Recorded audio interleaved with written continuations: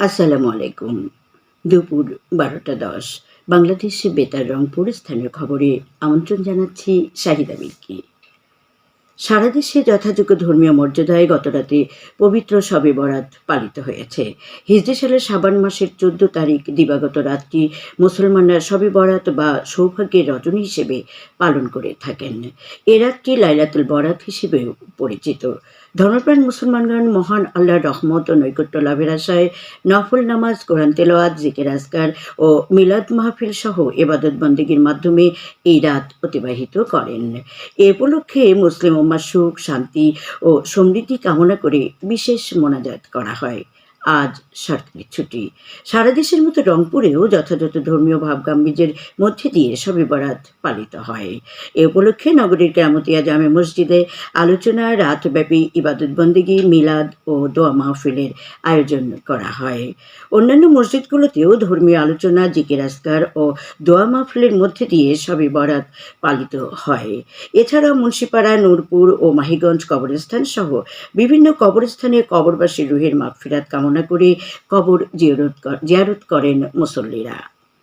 এছাড়া কুড়িগ্রামের রৌমারীতে মহিমান্বিত রজনী শবে বরাত উপলক্ষে রৌমারী বাজার জামে মসজিদ ও উপজেলা পরিষদ মসজিদ সহ বিভিন্ন মসজিদে কোরআনখানি, মিলাদ মাহফিল, দোয়া মাহফিল সহ রাত জেগে ধর্মপ্রাণ মুসলমানরা বিভিন্ন ইবাদতে মশগুল ছিলেন।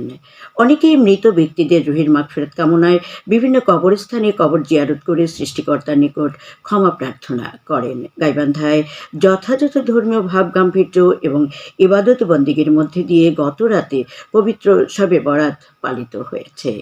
এদিকে জয়পুরহাটের পাঁচবিবি, কালাই ও খেতলাল সহ জেলার বিভিন্ন স্থানে ধর্মীয় ভাবগাম্ভীর্য এবং ইবাদত বন্দেগীর মধ্যে দিয়ে গতরাতে পবিত্র শবে বরাত পালিত হয়েছে। এ উপলক্ষে কেন্দ্রীয় জামে মসজিদ, মডেল মসজিদ, পূর্ববাজার জামে মসজিদ, সুগার মিলস জামে মসজিদ, মাসুয়া বাজার জামে মসজিদে নফল নামাজ আদায়, পবিত্র কোরআন তেলাওয়াত, মিলাদ মাহফিল ও জিকির আজকারের মধ্যে দিয়ে ধর্মপ্রাণ মুসলমানরা পবিত্র শবে বরাতের রাত পালন করেন। বাংলাদেশ নির্বাচন কমিশন আসন্ন ত্রয়োদশ জাতীয় সংসদ নির্বাচন ও গণভোট উপলক্ষে স্মার্ট ইলেকশন ম্যানেজমেন্ট বিডি নামে একটি অ্যাপ চালু করেছে।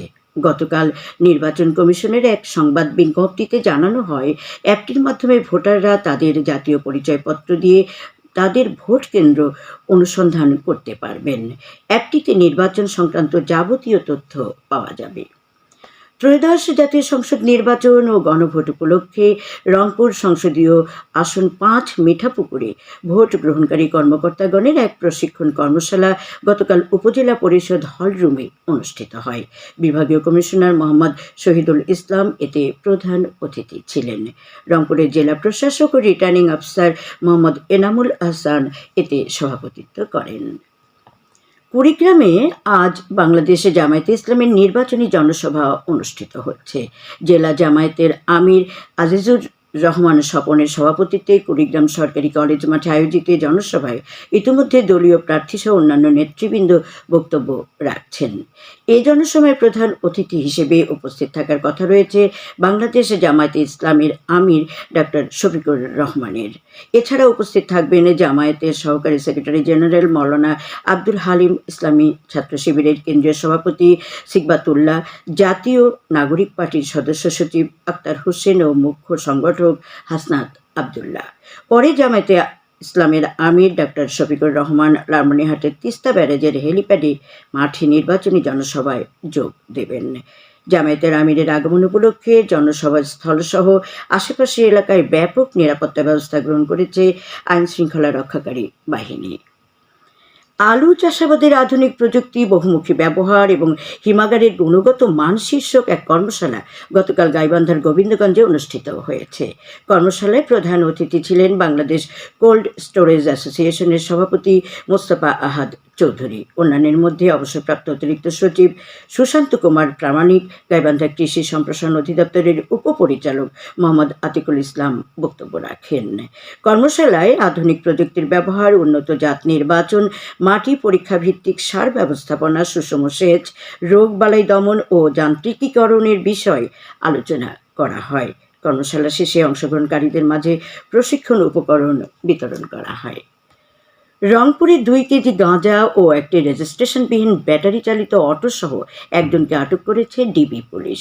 গতকাল গোপন সংবাদের ভিত্তিতে গঙ্গাচড়া উপজেলার লক্ষ্মীঠারি ইউনিয়নের পূর্ব ইচলি এলাকায় এই অভিযান পরিচালনা করা হয়। পরে মাদক আইনে মামলা দিয়ে অভিযুক্তকে জেল হাজতে প্রেরণ করা হয়েছে।